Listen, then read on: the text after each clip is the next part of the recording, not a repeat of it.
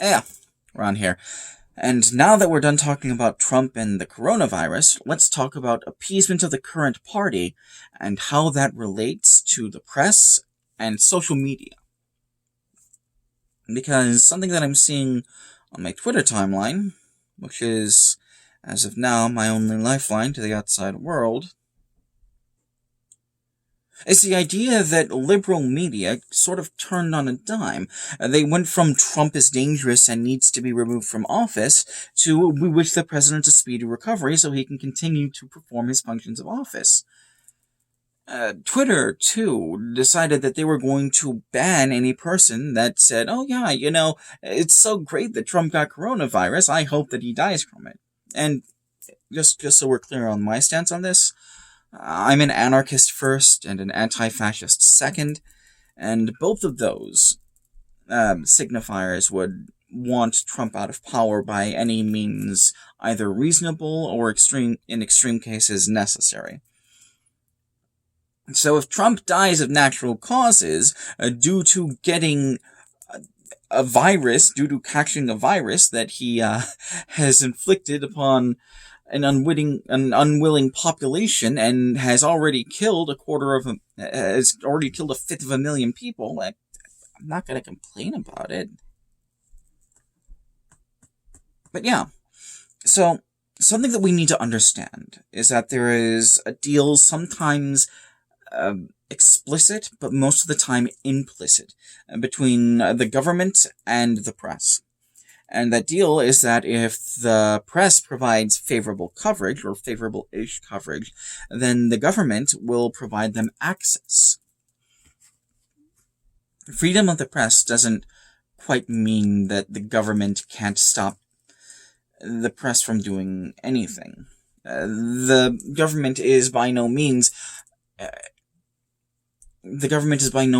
bound to the rule that they have to submit all information that they have all the time under any circumstances. They can stonewall, they can bluff, they can lie until they get caught in a lie, and then they have to fess up that they lied. There have been instances where juries and courts have decided that, for example, if someone is typically going to be invited to a White House press briefing, and they're expelled from the White House briefing because of questions that they ask, you can't do that. There was a CNN reporter who took that to court. But the government does not necessarily have to provide access all the time. And it is advantageous for government agencies. It's advantageous for government agencies and the press, but it's more advantageous for the press to have access to people within the government. Because, they get the breaking news before other people. Twitter, they have a similar thing, I think. A lot of people come to Twitter specifically to get information directly from the president, because that's how he puts his information out there, through Twitter, and also to discuss the information that the president is doling out on Twitter. So, it is within the financial interests of Twitter and the liberal news media to softball the president in any and all cases. Like, when was the last time you heard on the news the things happening on the border described as a genocide? Because it is. Like, unquestionably it is. We hear just the facts of what is happening.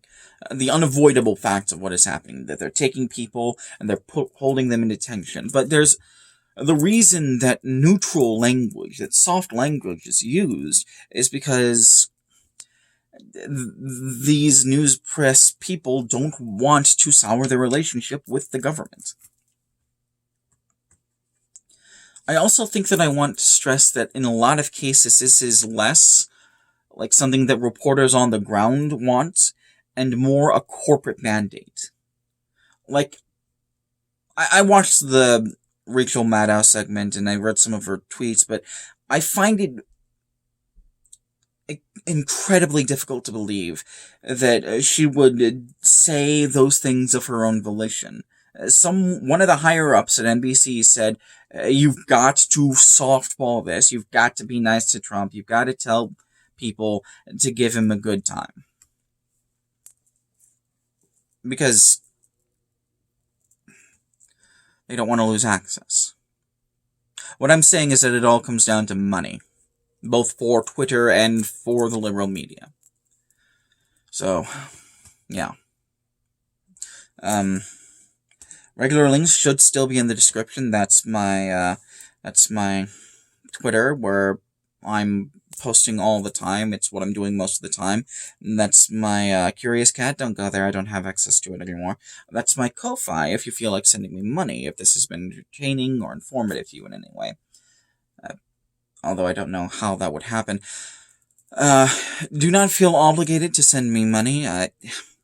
I'm making videos and sharing information is very important to me. That's why I'm doing it, even though I don't have my fucking computer, as I detailed in my update video. But if you have some money to spare, I would greatly appreciate it, and it would either go to fixing my computer, I need a new CPU, or groceries, whichever is more pressing at the moment. Yeah. I think my next video, which was going to be tomorrow, I was going to put up tomorrow, was going to be about, why people on the far right equate Marx with genocide. I have some ideas about that.